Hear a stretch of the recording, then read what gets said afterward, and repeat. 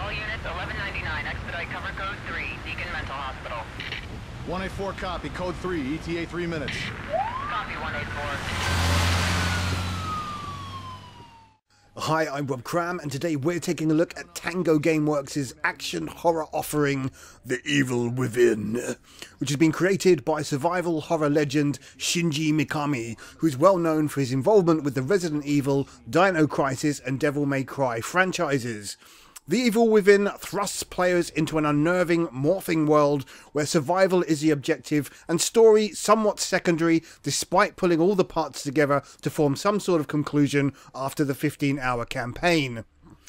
To begin, players assume the role of washed-up detective Sebastian Castellanos, who after losing his only child in a house fire years earlier and his wife's disappearance amid some strange conspiracy theory circumstances, fulfills his role as a mentally battered and gritty protagonist. There's little detail about the character, aside from notes players can pick up, but the reality is, the way the game is constructed, the character could be just about anyone without having an adverse effect on the game. So we have a team of detectives investigating a mass murder in a mental hospital, where as soon as the front door is opened, the psychological horror befitting of the location begins. We won't delve into the twists and turns of the story here, but will focus on the way the game throws many different playstyles at the player. The opening moment has you limping to safety in what feels like an eternity in one of the most unusual prologue sequences ever. A bit of stealth play is also introduced before wrapping up neatly with an introduction to some melee or weapons combat, and searching the environment for supplies. The opening chapters set the tone, but aren't reflective of the entire game, so early on, the open nature and obvious nod to Resident Evil 4's village setting allows for a bit of open space to freely roam, but then the rest of the game ditches the same approach and provides something entirely different instead, which in many ways keeps the gameplay fresh so players aren't left knowing what's coming up next. The core gameplay revolves around management of resources through progression of linear locations, which can be explored to some extent. As there is very little ammo to take on all aggressors, players have to pick their fights carefully and manage how they save their progress. It's entirely possible to spend some time breaking up crates and barrels for items, looking high and low in every nook and cranny, only to be killed and have to repeat the entire process, making some sections quite unforgiving and highly tensile. That said, there are some welcome checkpoints and the option to save in specific safe rooms. There are no typewriters here, but various points marked by chilling music, the safe haven hospital ward complete with helpful nurse, your warp to allows one to rest up and take stock before jumping right back into the madness. It's here where players can upgrade Sebastian's health, running duration and item capacity, as well as increase the potency of each of the weapons, which include the usual suspects, but also a handy aggro bow, which uses various constructible bolt types such as explosive, flash, shock and harpoon. The assortment of overall weapons isn't vast, but is well built for the many adversaries players come up against. Combat feels satisfying as weapons provide a real kick when performing headshots, but the game encourages conservation and tactical thinking to overcome many of its action scenes. There's an abundance of traps littered across the levels which can be used against the enemy and thus become useful when conserving valuable ammo. On the flip side, they can be dismantled and the parts used to create bow ammo. Sebastian can also set fire to the fallen with a limited supply of matches, which if used tactically can be turned into an effective offensive weapon, as groups can be set alight with one well-timed match. There's certainly risk and reward elements throughout, and it's really the choices players make that determines how successful one's progression remains. There's a real mishmash of standard enemies, which can't be described as zombies but act in a similar fashion. Some wield guns for ranged attacks, and others simply make a beeline towards you at pace if spotted. There's also an assortment of weird and deformed boss characters to fight, as well as menacing reoccurring counters with the indestructible. The enemies and bosses in particular are quite the menagerie of menacing creations that deserve to be shot to pieces whilst crapping one's pants in the process. In terms of looks and performance, The Evil Within boasts some neat visual effects with impressive shadows and lighting throughout across varied and fairly detailed locations. Whilst textures look a bit low quality when looking up close, the dark nature and imagery overall are top quality and does a grand job of putting you right inside the horrors within, making the finer details less significant to focus on.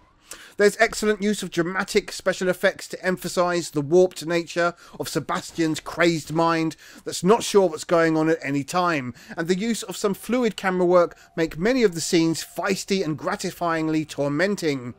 However, aside from the many action scenes and forced camera angles, when players have full control, there are some issues.